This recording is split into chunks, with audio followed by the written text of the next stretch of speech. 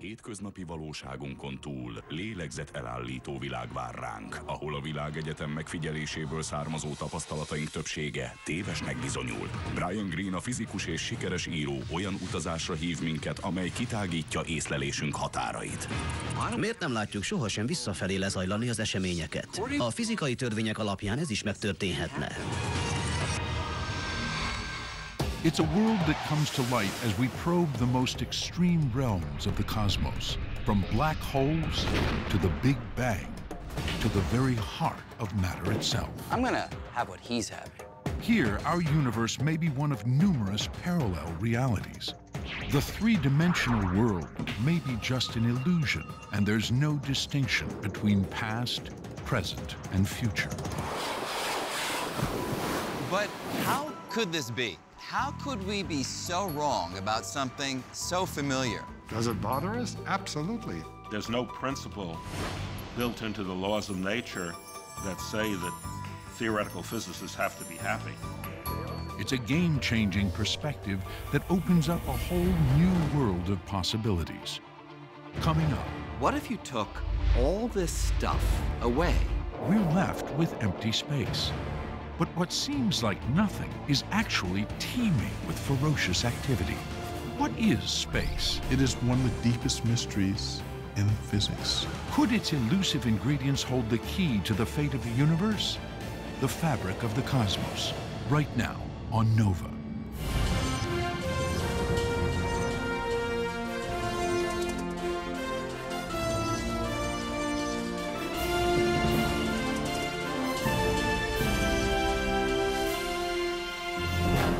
Major funding for NOVA is provided by the following: David H. Koch and Discovering New Knowledge. HHMI. and by the Corporation for Public Broadcasting, and by contributions to your PBS station from viewers like you. Thank you.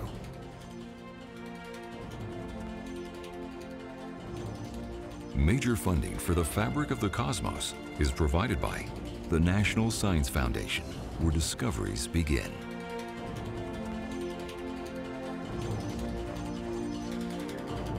And the Alfred P. Sloan Foundation, supporting original research and public understanding of science, technology, engineering, and mathematics. Additional funding is provided by the Arthur Vining Davis Foundations, dedicated to strengthening America's future through education. The U.S. Department of Energy's Office of Science, and the George D. Smith Fund.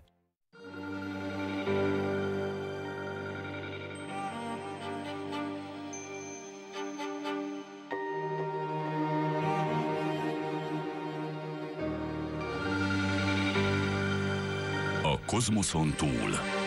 űr odüsszeja.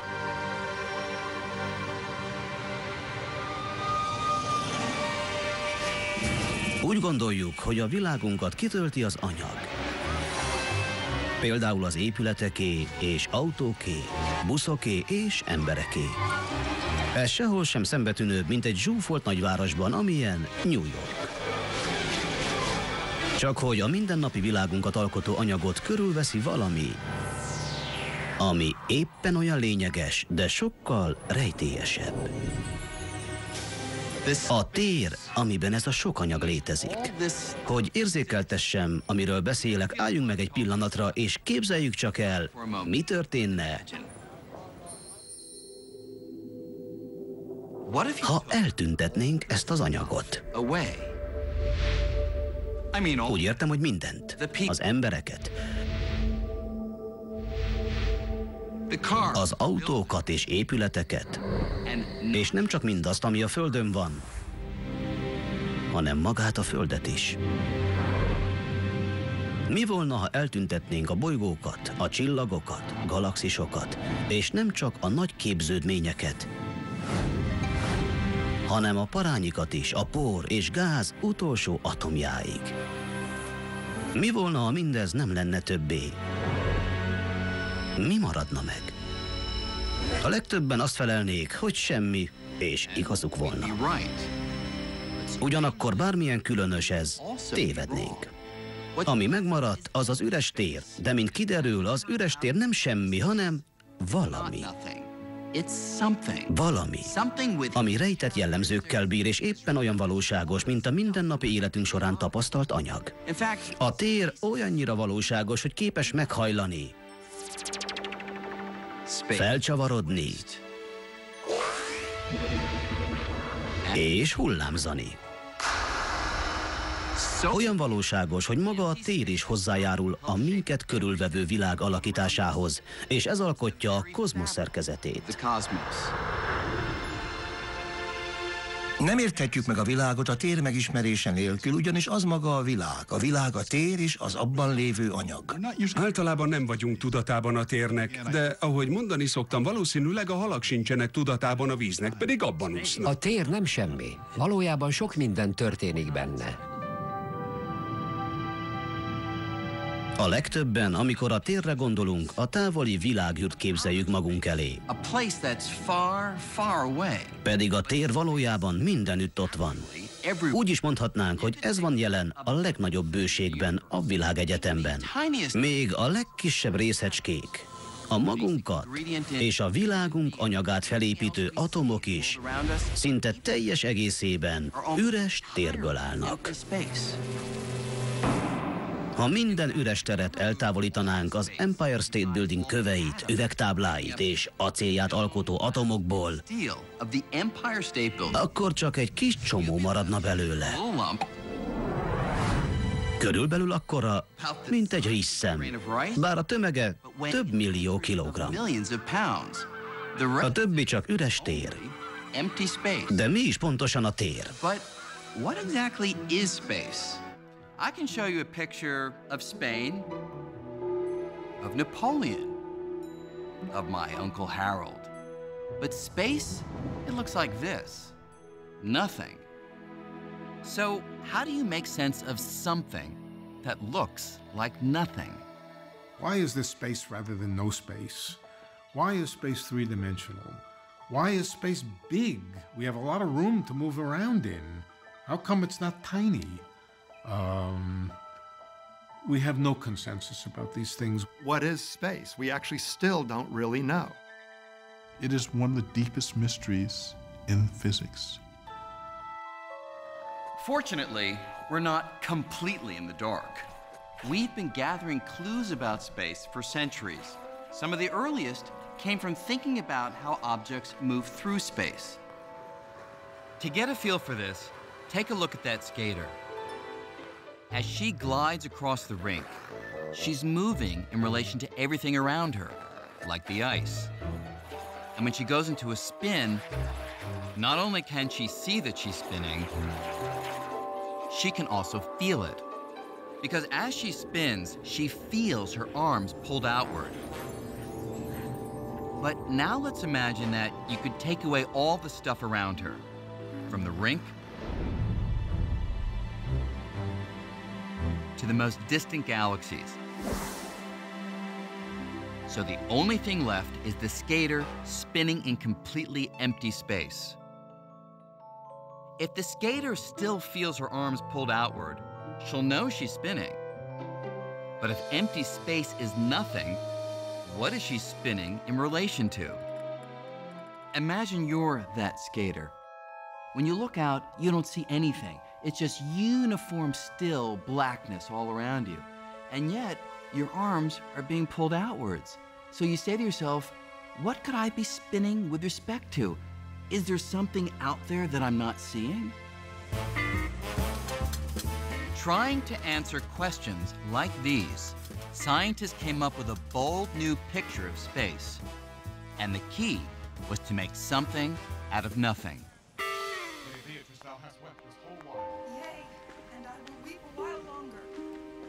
When you go to the theater, you watch the actors. I do confess that I love nothing in the world so well as thee. The scenery, the story. But I protest, I love thee. Well, then, God, forgive me. What offense, sweet Beatrice? But there's something important here that you won't find mentioned in the playbill. Something we hardly ever notice.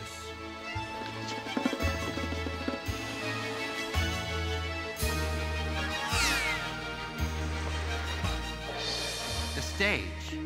It's an absolutely vital part of the show, and yet most of us, we don't even give it a second thought. But Isaac Newton, he did. A modern tudomány atya ilyennek képzelte el a teret, üres színpadként. Newton szerint a tér passzív, egyetemes, örök és állandó. Egy aréna, amelyben lejátszódik az univerzum drámája. Newton színpada végérvényes, örök és változatlan. Az előadás nincs hatással a színpadra, és a színpad sem befolyásolja azt, ami rajta zajlik.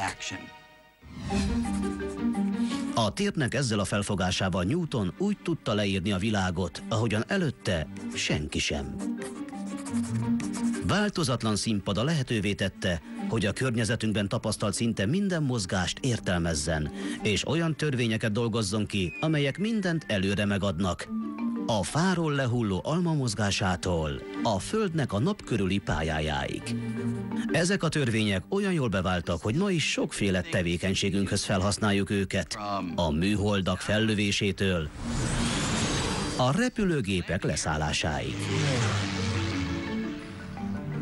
A törvények pedig mind egy gyökeresen új gondolatra épülnek. A tér valóságos. Bár nem látjuk, szagoljuk vagy tapintjuk, a tér fizikai értelemben eléggé valóságos ahhoz, hogy alapjául szolgáljon bizonyos mozgásoknak, például egy műkorcsolyázóénak. Newton azt mondaná, hogy a karja azért lendül kifelé, amikor megpördül, mert valamihez viszonyítva forog. Ez a valami pedig maga a tér. A filozófusok már régóta vitatták a tér miben létét. Newton szerepe az volt, hogy megváltoztatta a vita feltételeit, és lényegében ezzel jött létre a modern természettudomány. Newton színpada óriási sikert aratott. Több mint 200 éven át fürdött a Rivalda fényben.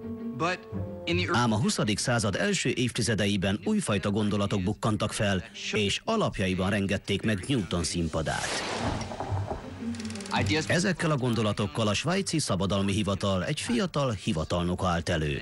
A neve Albert Einstein. Einstein az 1800-as évek végén az elektromosság korszakának hajnalán nőtt fel. Az elektromosság világította meg a városokat, és sok olyan műszaki újdonságot tett lehetővé, amilyet Newton elképzelni sem tudott volna. Ezek az újítások felhasználtak valamit, ami gyerekkora óta fogva tartotta Einstein képzeletét. A fényt. Nem a villanykörtékről és utcai lámpákról van szó, hanem magának a fénynek a természetéről. A fény egy rendkívül különleges jellemzője, a sebessége volt az, ami miatt Einstein elvetette Newtonnak a térről alkotott elképzelését. Hogy megtudjuk, hogyan, tegyünk egy kis utazást.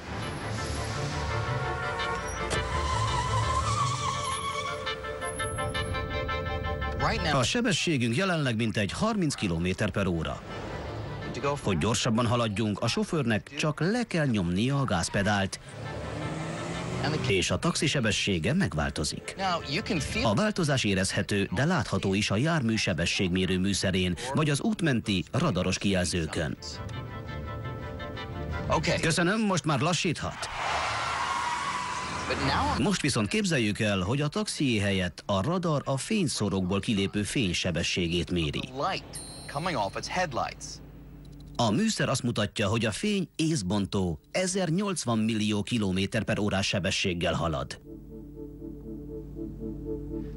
Amikor a taxi elindul, azt gondolhatnánk, hogy a fény sebessége is megnő annyival, amennyivel az autóé. Érvelhetnénk úgy, hogy a mozgótaxi nyilván kezdeti többletssebességet ad a fénynek. Meglepő módon nem ez történik. A radarunk vagy a fénysebességét mérni képes más eszköz a fénysebességét mindig 1080 km/h-nak érzékeli. Akár mozog a taxi, akár nem. De hogyan lehetséges ez? Mi az oka, hogy a fény sebességét mindig ugyanakkorának mérjük? Ha egy fal felé rohanunk, akkor az gyorsabban közeledik, mintha egy helyben állnánk hozzá képest. A fényre viszont ez nem igaz. A fény sebessége mindenki számára ugyanakkora. Ez igazán rendkívüli. Lássuk, hogyan oldotta meg Einstein ezt a rendkívüli rejtélyt. Tudva azt, hogy a sebesség annak a térnek a mértéke, amin a fény egy bizonyos idő alatt áthalad, Einstein egészen elképesztő modell dolgozott ki. A tér és az idő kölcsönhatásban áll, és állandóan pontosan úgy módosul, hogy bármilyen gyorsan is haladunk, a fénysebességét megmérve mindig 1080 km/órát kapunk.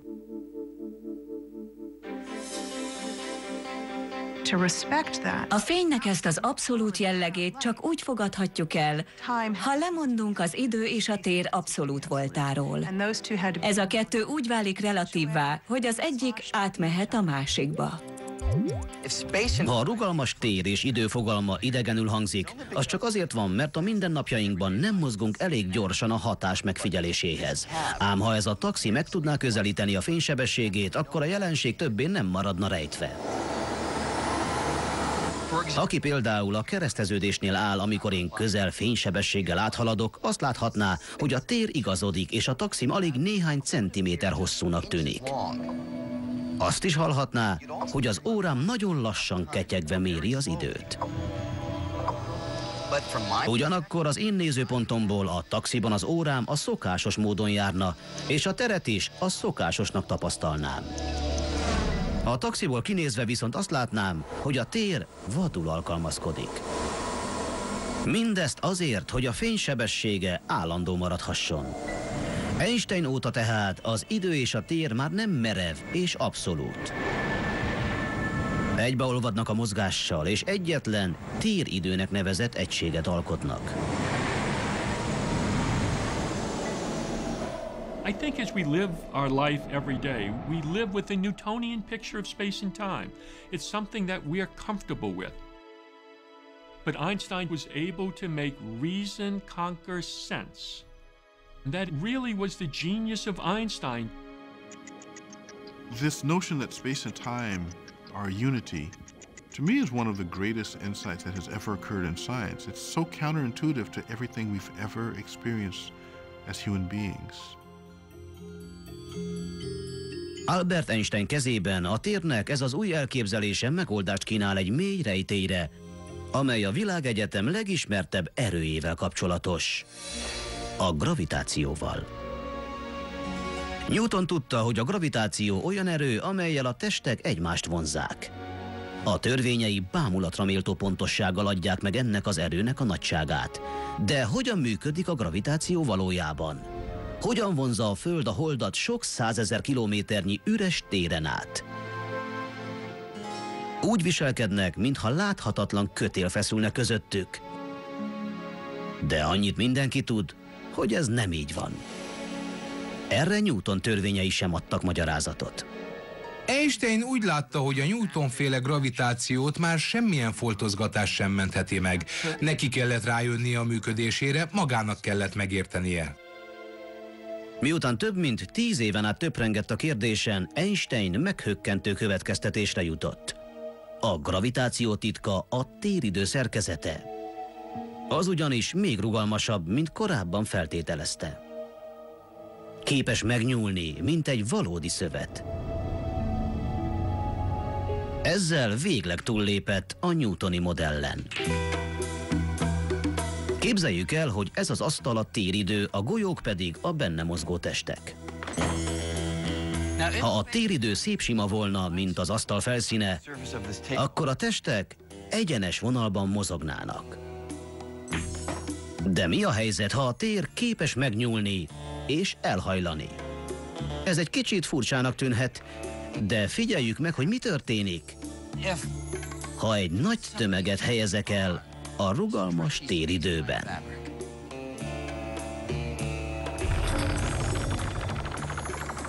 Újra ellököm a golyót. és az megkerüli a téridő szerkezetében a nehéz test körül keletkezett mélyedést. Einstein felismerte, hogy valójában a gravitáció is éppen így hat. Nem más, mint a téridő görbülete, amit a benne elhelyezkedő testek okoznak. Másként fogalmazva, a gravitáció magának, a téridőnek az alakja. A hold nem azért marad a pályáján, mert valamiféle titokzatos erő húzza a Föld felé, hanem azért, mert a téridőnek a Föld által létrehozott görbületét követi.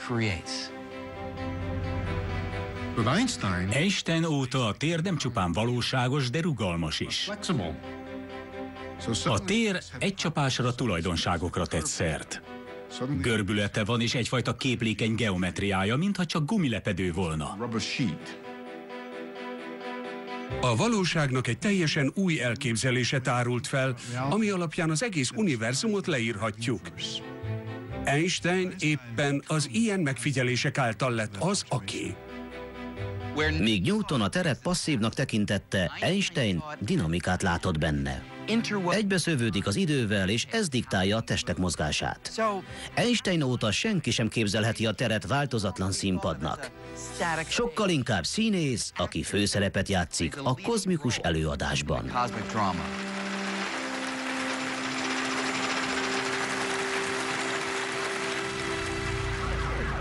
Elképzelhetjük, hogy a tér dinamikus, mozgékony és rugalmas, mint egyfajta szövet.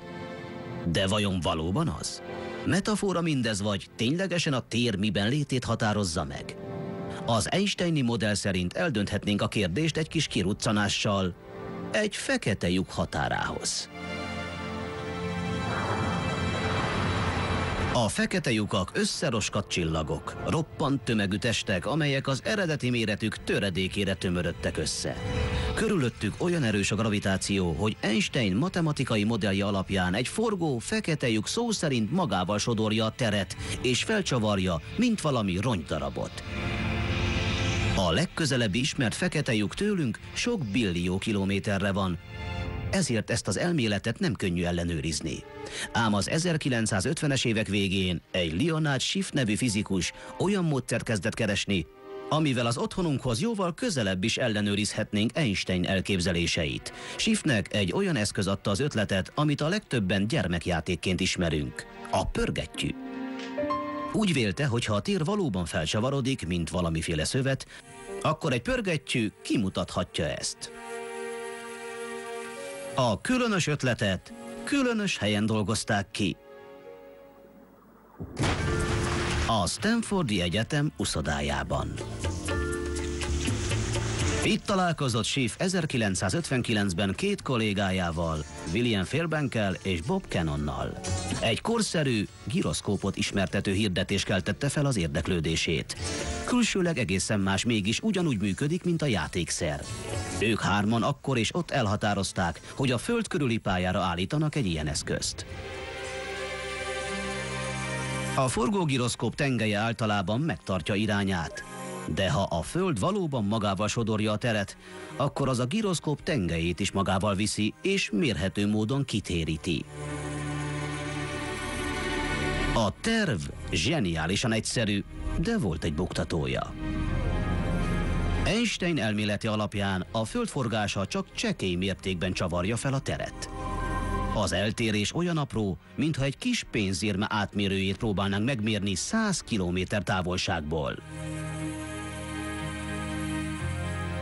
A csoport több mint 2 évet áldozott a kellően precíz mérés kidolgozására. A végleges terv szerint 4 szabadon forgó giroszkópot rögzítenek egy távoli csillagra irányzott távcsőhöz. Ha a tér felcsavarodik, akkor egy idő után a giroszkópok tengelye már nem a csillagra fog mutatni, hiszen magával viszi őket a tér.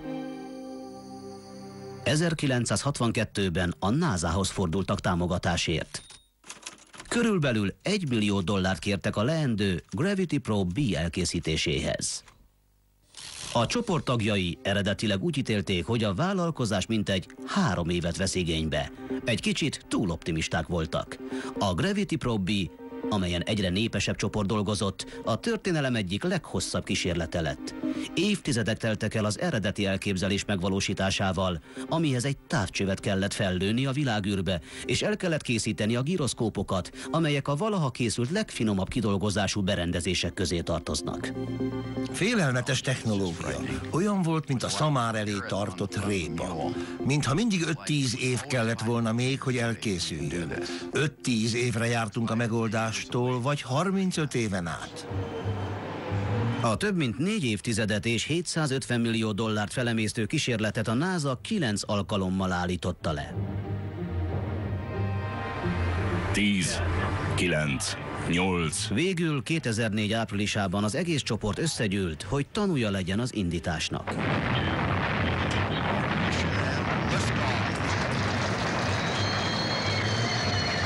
A 3 személy közül, akik 1959-ben ott ültek a medence mellett, már csak egy van életben. Végül ott volt a szemünk előtt. Az életem egyik legizgalmasabb pillanata. Felvillanyozó élmény. Hibátlanul sikerült. Több 10 000 dolog volt, ami nem jött közbe. A Gravity Probe több mint 1 éven át keringett a Föld körül, míg a csapat éberen figyelte minden mozdulatát, hogy észleljék, ha a Föld valóban felcsavarja a teret. Végül kezdtek befutni az adatok, és jelentkeztek a problémák is. A giroszkópok parányi, váratlan ingadozása miatt az adatok megtisztítása milliókba került. A források elapadtak, és már úgy tűnt, hogy közel fél évszázad munkája megy veszendőbe.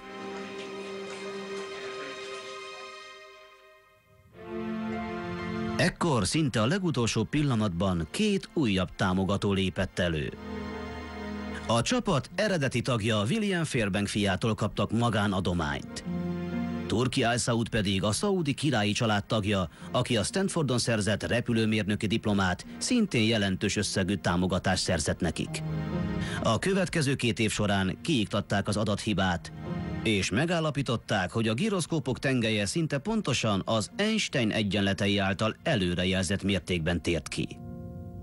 Tudomásom szerint ez volt az első alkalom, amikor az Einstein-féle eltolódás szabad szemmel is észlelhetővé vált. Ez a kísérlet bizonyítja a legkézzelfoghatóbban a tér valóságos, fizikai létét.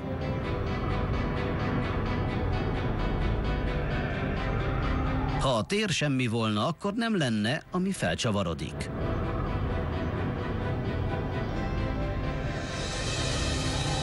Miközben Albert Einstein a tér hatalmas kiterjedését tanulmányozta, fizikusok egy másik csoportja a legkisebb méretek tartományában vizsgálta a világegyetemet.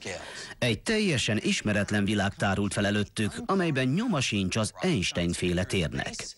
Ha látni is akarjuk, amiről beszélek, akkor képzeljük el, hogy a jelenlegi méretünk milliárdod részére zsugorodunk.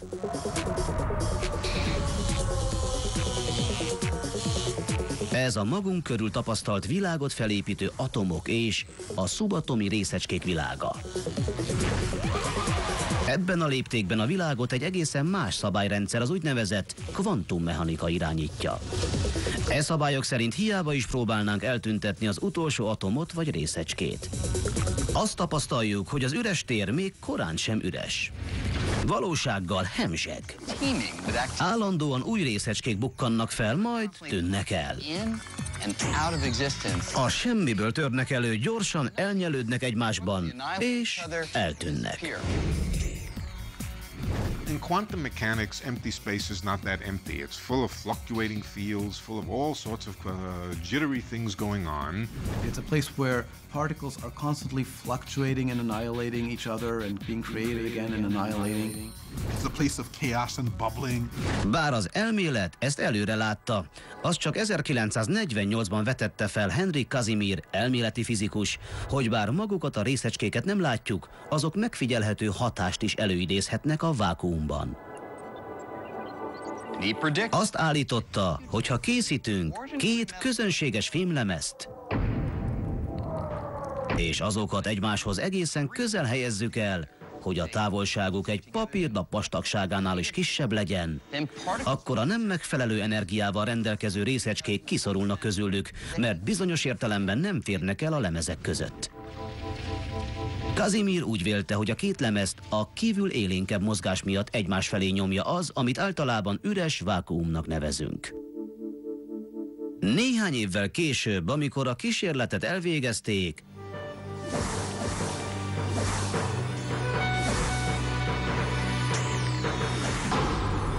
bebizonyosodott, hogy Casimirnek igaza volt. A lemezeket egymás felé nyomta a vákuum. Vagyis a tér atomi léptékben nem üres. A benne zajló nyüzsgés képes mozgásra késztetni a tárgyakat. A tér kis méretekre érvényes értelmezésének tisztázása érdekében jelenleg is folyik a történelem legköltségesebb kísérlete. Íme a CERN, az Európai Részecskefizikai Kutatóintézet. Itt működik több mint 50 méterrel a föld alatt a Nagy Hadron Ütköztető, a világ legnagyobb teljesítményű részecske gyorsítója. A mintegy 10 milliárd dolláros berendezés szubatomi részecskéket gyorsít fel a fénysebesség 99,99%-ára, hogy aztán egymásnak ütköztesse őket. Az ehhez hasonló intézményekben a kutatók a különös egzotikus részecskék egész állatkertjét fedezték fel az ütközések szétszóródó termékei között. Jelenleg az egyik legtitokzatosabbat keresik. Egy olyan részecskét, amely az elmélet szerint mindenre hatást gyakorol, a testünket alkotó atomoktól a legtávolabbi csillagokig. Ennek a részecskének a kimutatása átformálná a térről alkotott modellünket, és beteljesítene egy több mint 40 éve kitűzött célt. Mindez 1964-ben vette kezdetét, amikor egy Peter Higgs nevű ifjú angol fizikus olyan gyökeresen új ötlettel állt elő a térről, hogy az kis híján véget vetett a pályafutásának. Azt mondták, hogy képtelenségeket beszélek, és hogy nem lehet igazam. Nyilván meg sem értették azt, amit állítottam. Higgs és néhány társa lényegében a következő rejtéllyel próbált megbirkózni. A világegyetemet alkotó részecskék mindegyike más tömeggel rendelkezik. Ez az a mennyiség, amit sokan összetévesztenek a súllyal. Tömeg nélkül a részecskék nem állnának össze a jól ismert atomokká, amelyek a magunk körül tapasztalt világot alkotják. De mi hozza létre a tömeget, és miért más és más a különböző részecskéké? A zavarba ejtő kérdésre addig minden igyekezet ellenére sem sikerült választ találni. Végül egy Edinburgh közelében tett hétvégi séta végén Higgsnek sajátos gondolata támadt. Matematikai modelljében a tér új módon jelenik meg, mint egy óceán. Az ebben az óceánban úszó részecskék mozgás közben tesznek szert tömegre. Szemléltetésként gondoljunk úgy a részecske tömegére, mint egy színész hírnevére. Higgs óceánjára pedig, mint a sajtófotósok tömegére. Egyes részecskék, mint az ismeretlen színészek, könnyen átjutnak. Egyszerűen nem érdeklik a fotósokat. Más részecskéknek viszont utat kell törniük, mint a szupersztároknak. Minél jobban megküzdenének a részecskék az átjutásért, annál erősebb kölcsönhatásba lépnek az óceánnal, és annál nagyobb tömegre tesznek szert. Higgsnek meggyőződése volt, hogy jelentős felfedezést tett, de amikor benyújtotta az ötletét a CERN folyóiratához, ott elutasították. Higgs tántoríthatatlanul tovább finomította az elméletét, míg végül lehetőséget kapott rá, hogy Einstein egykori Princetoni Kutatóintézetében adja elő. Számított rá, hogy ezen a helyen az elméletet a legszigorúbb kritikával fogadják majd. Derűs hangulatban vezettem az autópályán, amíg meg nem láttam a Princetoni leágazást jelző táblát. Akkor hasított belém, hogy mi is vár rám. Kivert a hidegveríték, és remegni kezdtem. Félre kellett állnom, amíg össze nem szedtem magam. Higgs azonban kitartott. Ez volt az első a számos előadás közül, amelyeken a kollégáit igyekezett meggyőzni róla, hogy valami alapvetően fontosat fedezett fel. Végül tulajdonképpen megtörtem őket. Egyfajta diadalt éreztem. Az ezt követő ünnepséget aztán nagyon élveztem. Az először Higgs által felvetett úgynevezett Higgs-tér ma már nélkülözhetetlen a tér leírásában. A Higgs-tér mindenütt jelen van, még a világűr legüresebb vákumában is jelen van. Ez a tömeg forrása. Higgs érdemének tartom azt is, hogy a teret létezőnek tekintette, ami saját tulajdonságokkal rendelkezik, amit nem lehet figyelmen kívül hagyni, és nem lehet csak úgy kiiktatni. Az egyetlen gond az, hogy a Higgs-tér létezésére nincs fizikai bizonyíték. Legalábbis egyenlőre. Ám itt, a CERN-ben a kutatók akkora energiával kísérlik meg ütköztetni a részecskéket, hogy azok a Higgs-tér egy képviselőjét is felszabadítsák. Egy önálló részecske formájában. Mintha a térből próbálnának lepattintani egy darabot. Meggyőződésünk, hogyha a gyorsítóban történő ütközésekkel elég erősen megbolygatjuk a teret, akkor egy Higgs részecskét is előidézhetünk az üres térből. Az anyagról jelenleg rendelkezésünkre álló ismeretek szerint a Higgs-tér nélkül egyszerűen széthullna. Nem hiszem, hogy bárki komolyan kétségbe vonná, hogy végül megpillantjuk. Ha nem így történne, az a lehető legbizarrabb vég kifejlett volna. A Higgs részecske észlelése jelentős fordulópont volna, hiszen bebizonyítaná, hogy a legüresebb üres tér minden létező anyagra hatást gyakorol. Csak hogy kiderült, hogy a tér tartalmaz még valamit, ami sokkal rejtélyesebb bárminél, amit Higgs elképzelt. Egy olyan összetevőt, ami a létező legnagyobb kérdést magának, a világegyetemnek a sorsát dönti el. Ez a rejtély mintegy 14 milliárd éve létezik. A nagy bumként ismert esemény óta.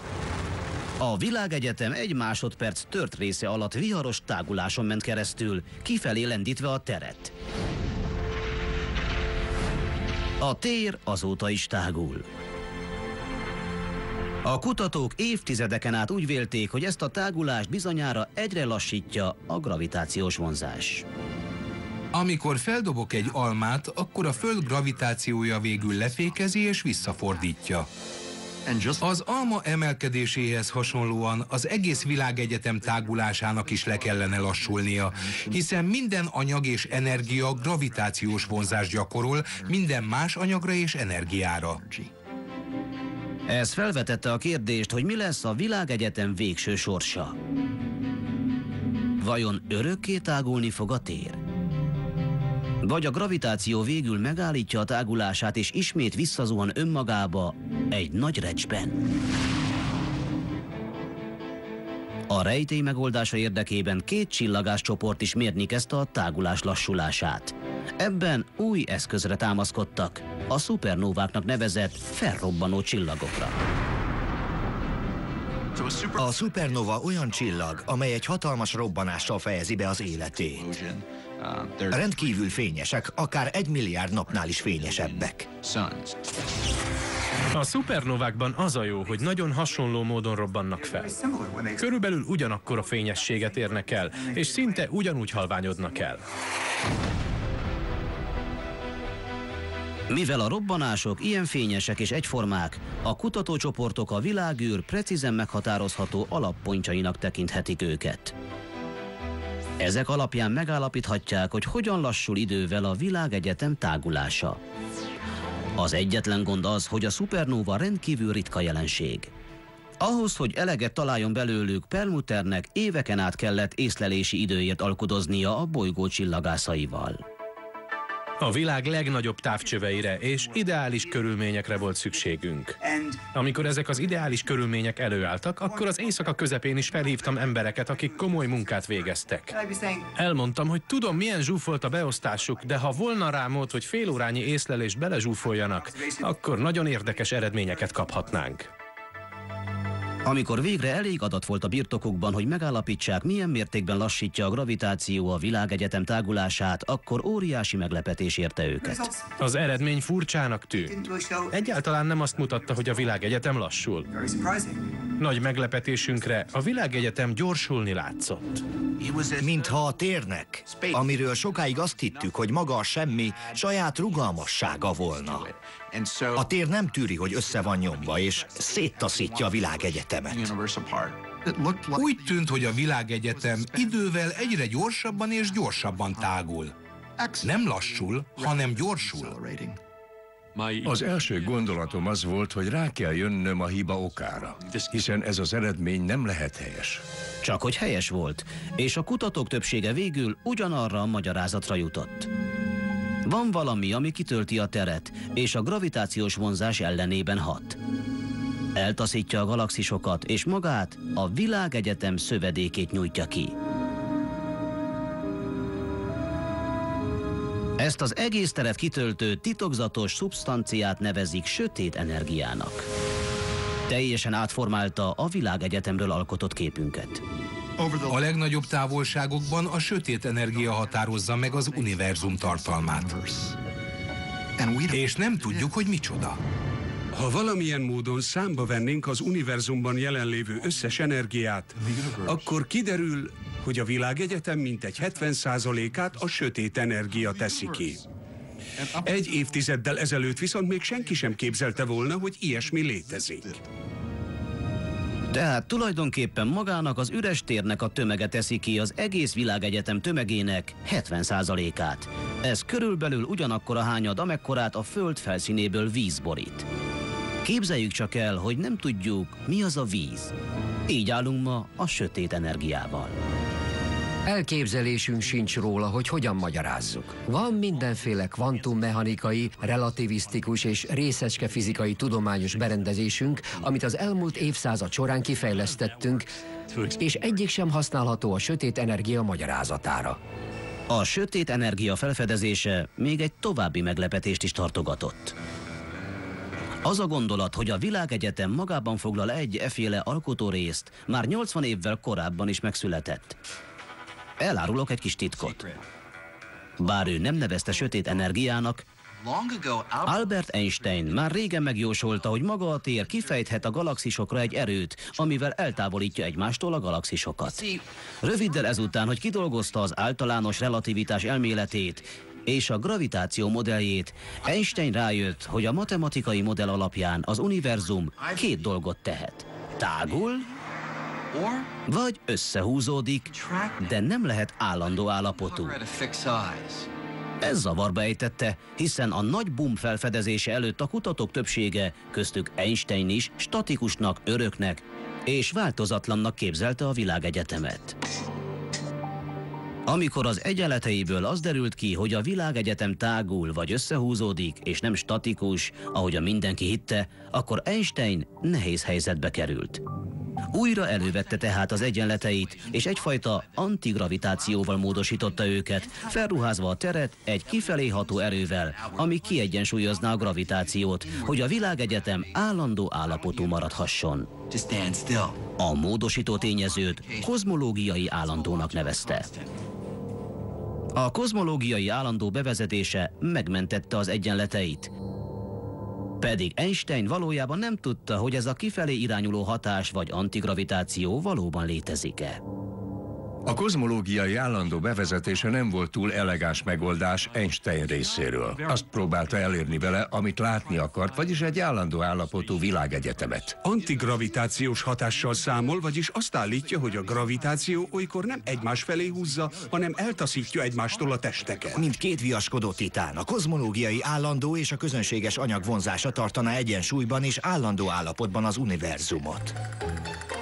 12 évvel később azonban Edwin Hubble csillagász felfedezte, hogy a világegyetem nem statikus. Jelenleg is tágul a 14 milliárd évvel ezelőtti nagy boom robbanásszerű hatásának következményeként. Ez azt is jelentette, hogy Einstein eredeti egyenletei többé nem szorultak módosításra.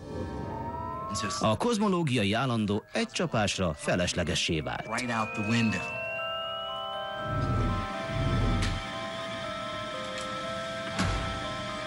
Köszönöm. Szívesen. Mint mondják, Einstein később a legnagyobb tévedésének nevezte. Csak hogy az új felfedezés birtokában, ami szerint a világegyetem tágulása gyorsul, a tudósok már meggyőződtek róla, hogy van valami a térben, ami igenis széttaszítja a dolgokat. Meg lehet, hogy 70 év elteltével Einstein legnagyobb tévedése mégis a legragyogóbb meglátásának bizonyul. Olyasmi volt ez, amire senki más nem gondolt. Pedig talán Einstein kozmológiai állandója lesz a kulcs a világegyetem ma tapasztalt tágulásának megértéséhez. Bár senki sem tudja, hogy mi is valójában a sötét energia, az felvet egy meglepő és zavarba ejtő lehetőséget. Einstein állandónak tekintette az antigravitáció erejét. De vajon állandó-e a sötét energia hatása, és mivel jár, ha az időben változik? A válasz mindent felboríthat, amit a világegyetem végső sorsáról tudni vélünk. Jelenleg a világunkban mindent, a testünket alkotó molekuláktól a hold molekuláig olyan erők tartanak össze, amelyek jóval nagyobbak a sötét energia taszításánál. Ezért nem tapasztaljuk a tágulást a mindennapi életünkben. Lehetséges azonban, hogy ez nem marad mindig így.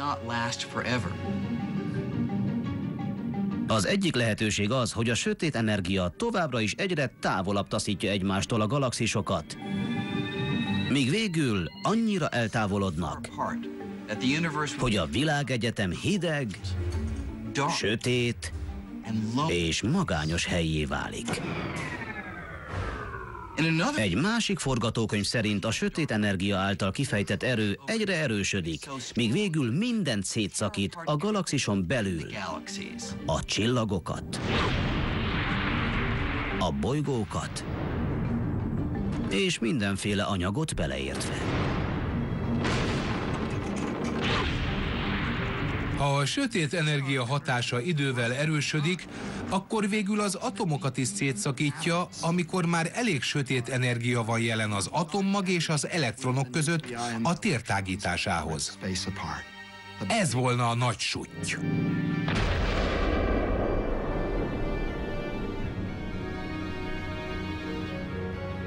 Our picture of space has gone through a remarkable transformation.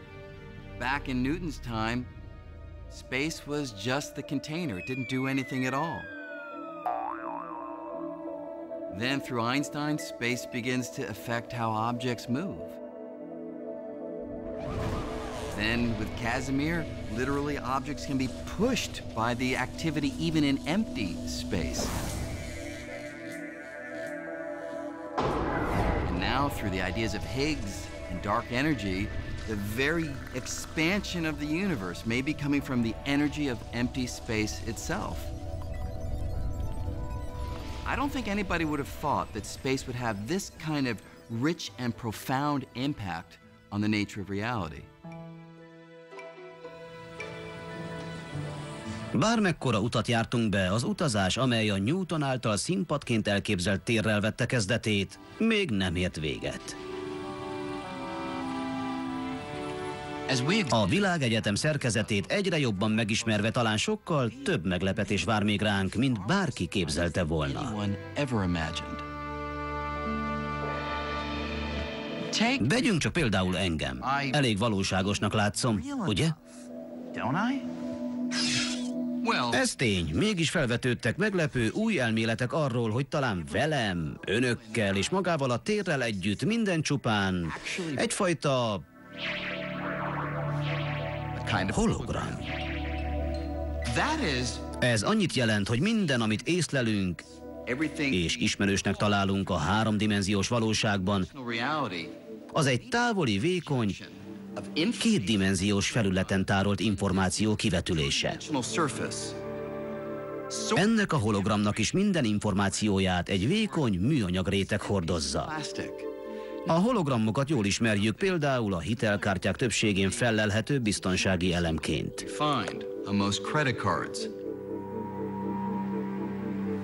De hogy az egész világegyetem hologram volna, ez a térről és a valóságról alkotott képünk valaha javasolt legdrasztikusabb módosítása. Az erre utaló bizonyítékok forrása a világűr egyik legrejtélyesebb objektuma, a fekete lyuk. This is a real disconnect and it's very hard to get your head around. Modern ideas coming from black holes tell us that reality is two-dimensional, that the three-dimensional world, the full-bodied three-dimensional world, is a kind of image of a hologram on the boundary of the region of space. This is a very strange thing. Fiatal fizikus koromban minden szaktársamat, aki ilyesmit állít, egyszerűen őrültnek tartottam volna. Megpróbálom szemléltetni. Képzeljük el, hogy fogom a tárcámat és belehajítom egy fekete lyukba. Mi történne? Korábban úgy gondoltuk, hogy mivel a fekete lyuk roppant gravitációs vonzásától semmi, még a fény sem képes elszabadulni, a tárcám végleg odaveszne. Most viszont úgy tűnik, hogy a dolog ezzel nem ér véget. A fekete lyukak matematikai modelljét kidolgozó kutatók a közelmúltban érdekes felfedezést tettek. Bár a tárcámat elnyeli a fekete lyuk, az információ tartalma mintha szétterülne és megőrződne a fekete lyuk felszínén, a számítógépen tárolt információkhoz hasonlóan. A tárcám tehát végső soron két helyen létezik. Van egy háromdimenziós változata, amely végleg elveszett a fekete lyuk belsejében, és egy kétdimenziós változat, amely információként megmarad a felszínen. A fekete lyukba zuhanó anyag teljes információ tartalma kifejezhető a fekete lyukon kívüli résszel. Ebből adódik a gondolat, hogy a fekete lyukon belül zajló folyamatokra is következtethetünk a felszín alapján. Elméletileg a fekete lyukon kívül maradt információk alapján rekonstruálni tudnám a tárcámat. Most jön az igazán észbontó rész. A fekete lyukon belüli tér ugyanolyan szabályok szerint működik, mint ami a fekete lyukon kívül van, vagy bárhol máshol. Ha pedig egy tárgy a fekete lyukon belül leírható a fekete lyuk felszínén meglévő információkkal, akkor az is lehetséges, hogy a világegyetemben minden, a galaxisokat, csillagokat, engem és önöket, de magát a teret is beleértve, csupán egy minket körülvevő távoli, kétdimenziós felületen tárolt információ kivetülése. Más szavakkal, mindaz, amit valóságként érzékelünk, talán nem más, mint egyfajta hologram. Vajon illúzió csupán a háromdimenziós világ? Abban az értelemben, ahogyan egy hologram az. Meg lehet. Én hajlamos vagyok úgy képzelni, hogy a háromdimenziós világ valóban egyfajta illúzió, és a végső, valós világ az univerzum felszínének kétdimenziós felülete. Az ötlet annyira új, hogy egyenlőre a fizikusok is nehezen tudják elfogadni. Ám ha mégis igaz, akkor, ahogy a Newton és Einstein is gyökeresen átformálta a tér elképzelését, úgy most is egy még drámaibb fordulat küszöbén állunk. Bár a mindennapi életünk alapvető részét képezi, a tér továbbra is aféle ismerős idegen a számunkra. Teljesen körülvesz minket, mégis távol járunk attól, hogy megértsük a valódi miben létét. Lehet, hogy ehhez még 100 vagy még 1000 évre lesz szükség, de akár holnap is megtörténhet. Ennek a rejtélynek a megfejtésével viszont óriási lépést teszünk majd előre a világegyetem felépítésének teljes megértése felé.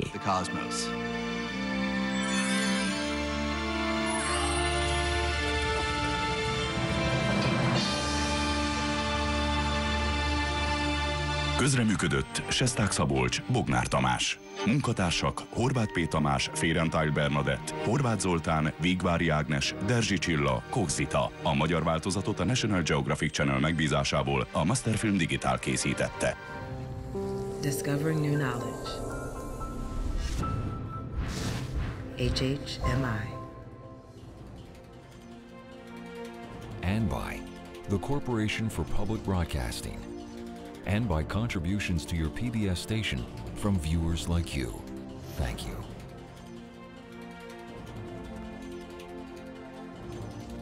Major funding for the fabric of the cosmos is provided by the National Science Foundation, where discoveries begin.